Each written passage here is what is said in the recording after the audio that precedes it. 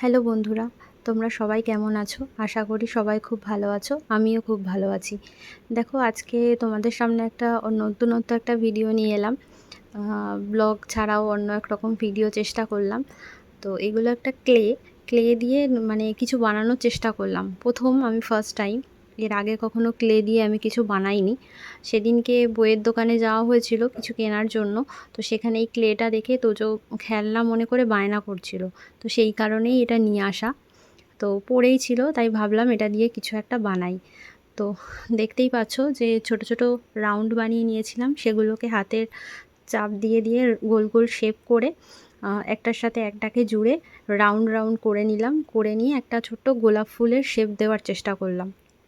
কতটা পেরেছি আমি জানি না, তো চেষ্টা করেছি মোটামুটি করার। তো কেমন হয়েছে তোমরা বলো।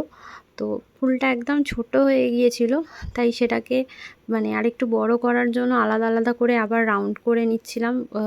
এই পিঙ্ক কালারের ক্লেগুলোকে করে একটা একটা করে পাপড়ি এক্সট্রা এক্সট্রা করে লাগিয়ে নিচ্ছিলাম। তো এইভাবে লাগাতে লাগাতেই ফুলটা বেশ বড় হয়ে গেল। প্রথমে ভেবেছিলাম ছোট করব, কিন্তু দেখলাম যে না, এভাবে করতে করতে সেটা বড় হয়ে যাচ্ছে।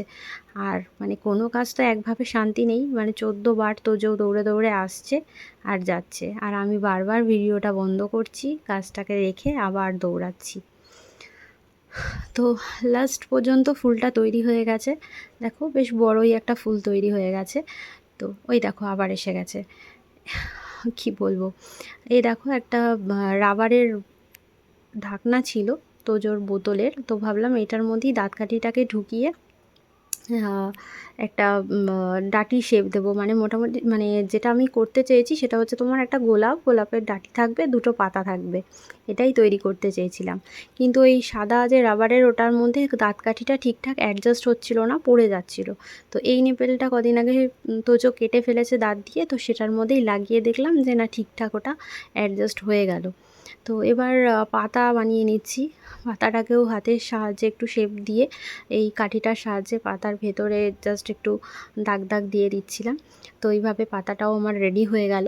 আর এই দাঁত কাঠিটা যাতে প্লেন থাকলে দেখতে বাজে লাগবে, তাই তোমার সবুজ কালারের ক্লেটা দিয়ে কাঠিটাকে র্যাপ করে নিলাম। এবার আস্তে আস্তে এই কাঠিটা ফুলটার মধ্যে ঢুকিয়ে দিয়ে গোলাপ ফুলের ডাঁটিটাকে তৈরি করে নেব। তো চলো সেটাই করে নেওয়া যাক। তো আস্তে আস্তে আমি সেটা করলাম, ফুলের মধ্যে কাঠিটা ঢুকিয়ে দিয়ে আস্তে আস্তে হাতের সাহায্যে চাপ দিয়ে সেটাকে সেট করে নিলাম। এবার পাতাটাও লাগিয়ে নেব। আর যে নিপেলটা, ওটা আমি ব্রাউন কালারের একটা ক্লে দিয়ে একটা কভার করে নিয়েছিলাম। দেখো, এইভাবে আমি লাগিয়ে নিয়েছি, এইভাবেই শেপ দেওয়ার চেষ্টা করেছি। তো এইটা আমার ফাইনাল লুক। তো কেমন হয়েছে তোমরা বলো, একটু কাছ থেকে দেখানোর চেষ্টা করলাম।